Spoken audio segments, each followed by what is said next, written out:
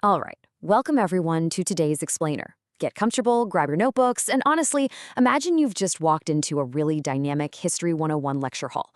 Today, we're taking a massive leap back in time over 2.5 millennia to witness what is literally one of the most incredible political evolutions in human history. We're talking about ancient India. We're going to explore how these societies transformed from scattered rural villages into just massive, complex states. We'll look at absolute kings, the absolute dawn of some of the world's earliest democratic republics, and the socioeconomic engines that powered the whole shebang. It's a fascinating look at the roots of modern political thought, right there in India's ancient landscape. Okay, let's dive into this. Here is our masterclass syllabus for today. We'll start with India's second urbanization, move into the rise of the Mahajanapadas, then do a deep comparative dive into monarchies versus early republics.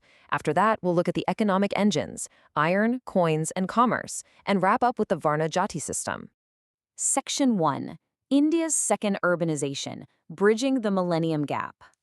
Now, to really appreciate the scale of this political evolution, we need to set our historical baseline so we have our temporal bearings. Most of us know about the incredible Indus Valley civilization, right? Peaked around 2000 BCE. That was India's first urbanization. But those complex cities completely disintegrated. The elaborate structures, the writing, the bustling markets, poof, vanished. For an entire millennium, literally 1,000 years, urban life was practically absent from the Indian subcontinent. People completely reverted to a rural village lifestyle. But then, fast forward to the first millennium BCE, and something shifted. A vibrant new phase of city building erupted, this time heavily concentrated in the fertile Ganga plains. We call this monumental shift the second urbanization. And what's really wild is that the unbroken chain of Indian urban culture that started right here, it continues straight through the modern day. Let's move to Section 2 and see how this builds Rise of the Mahajanapadas, the expansion of early states. So, just like we would on a whiteboard, let's build some foundational vocabulary here. Toward the end of the second millennium BCE, clans that shared common languages and customs started staking claims on specific territories. These early states were called Janapadas. I love the root of this word, it's so literal.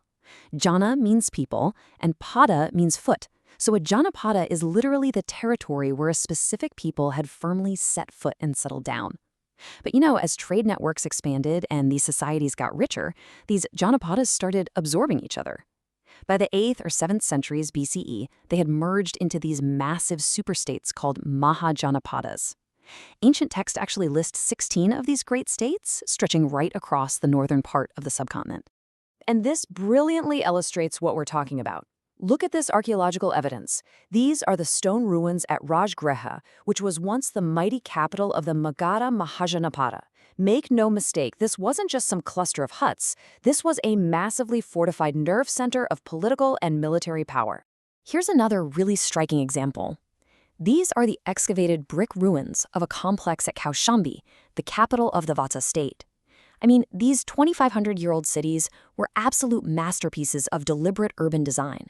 They were typically surrounded by these massive rampart walls and deep water-filled moats. And the gateways, they were intentionally kept incredibly narrow. Why? Well, it's all about control. Narrow gates meant the guards could carefully monitor the movement of merchants, collect taxes on every single good entering the city, and easily defend the population against rival armies. The whole concept of the state as a protective, regulatory entity was in full swing here. Which brings us to the real climax of our lecture today. Section 3. Monarchies versus Early Republics, a comparative masterclass. To figure out who actually wielded power behind those massive walls, we first have to look at the ancient mechanisms of debate. You see, in these early Janapadas, power wasn't always a one-way street. They had established assemblies or councils known as the Sabha or Samiti. Even India's most ancient texts, the Vedas, actually mention these councils. They were these gathering places where clan elders would meet up to discuss and deliberate on matters concerning their people. So the tradition of communal debate, it's incredibly old here. Now, what's really interesting about this slide is how these early councils evolved into two radically different systems of government as the states grew into Mahajanapadas. On one side, you have absolute monarchies. Here, the Raja, or king, held ultimate authority. The position was strictly hereditary, passed straight from father to son. The king collected taxes, maintained the law, commanded the army. He had ministers, sure, but ultimately he ruled alone. But on the other side, We have the Ganas or Sanghas. In these states, the Sabha, the assembly, held the real power. Crucial decisions were made through deep discussion and, if necessary, an actual vote. And get this, perhaps most astonishingly, the assembly itself selected the Raja. They weren't kings, they were elected executives. A totally different dynamic. Looking at the historical landscape, we can map out exactly which regions adopted which systems. Magadha, Kosala, and Avanti became some of the most powerful absolute monarchies of the age. But right next door, Mahajanapadas like Vajji and Malla chose a completely different path, operating as early democratic republics.